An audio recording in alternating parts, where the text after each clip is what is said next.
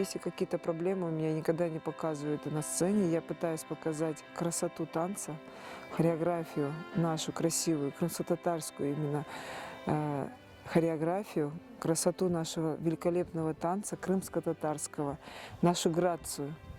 Вот на сцене я передаю именно характер этого танца. Поняла, что я палец поломала прямо на сцене, но дотанцевала, никто это не понял, поняла только я после. Ну, нормально. Если я выхожу на сцену, я забываю обо всем.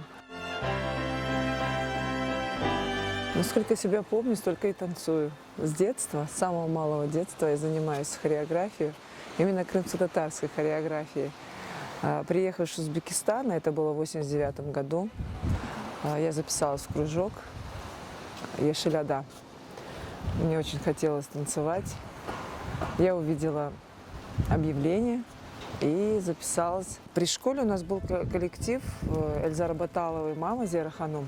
Преподавала также Гонджелер коллектив крымско-татарский. Я и туда записалась, ходила в 2 коллектива.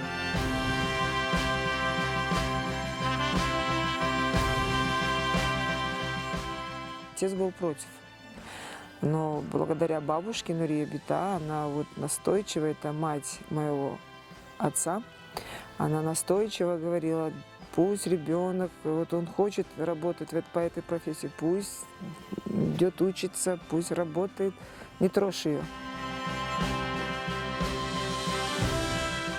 У меня очень долго не было детей. У меня есть подруга, и она говорит, давайте соберем тебе коллектив, работай с детьми, мозги не засоряй свои. С 10 детей, 10, 15.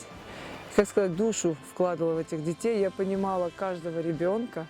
Вы знаете, через какое-то время у меня появились свои дети. Сразу двойни. Поэтому я понимаю детей, каждого ребенка. Вот у меня коллектив, и я каждого ребенка понимаю по взгляду. Каждого, по именам, все. Я, когда работаю с детьми, я получаю такой адреналин. И энергетика от детей идет очень положительная. И мне никогда я не устаю, когда работаю с детьми. И я, наоборот, раскрываюсь больше, и мне хочется больше сделать и больше поставить постановок.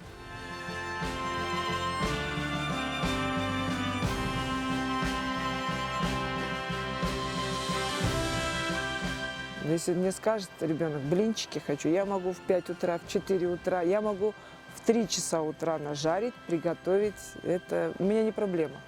Я могу сутками не спать, но каприз детей на первом месте. Как все это успеваете?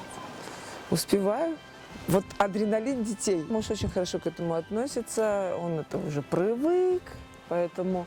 А у меня муж такой очень капризный в еде. Он одну еду 2 раза не ест, и мне приходится готовить несколько блюд. Мне когда маленькие были дети, у меня такая коляска была двойная. Я одной ногой качала, другой у меня катались манты. Поэтому одновременно все. Я говорю, жизнь прекрасна. Я так долго ждала этих детей, поэтому спасибо Аллаху, что Он мне их дал. Когда они родились, жизнь для меня вообще поменялась. Вы знаете, я по-другому стала смотреть на жизнь. Жизнь настолько прекрасна, когда есть дети. Честно, вот я вам говорю как мать. У меня 2 прекрасных сына, которых я люблю больше жизни, и готова ради них перевернуть горы. Я ушла, уже видно было. Мне уже нельзя было танцевать, потому что, извините, двойня. Уже положение было. Ну, я как родила, через месяц я вышла на сцену. Как раз у Аблязага юбилей был, помню. И я работала уже на сцене, была в форме.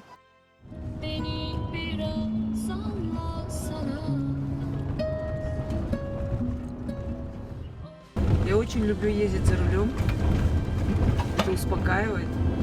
А люблю ездить именно к морю. Дальние расстояния. Я такой человек, когда никогда в жизни руки не отпущу. Я упаду, дальше пойду. Поэтому я успеваю везде. Я люблю просто смотреть на море. Вот тогда у меня столько идей.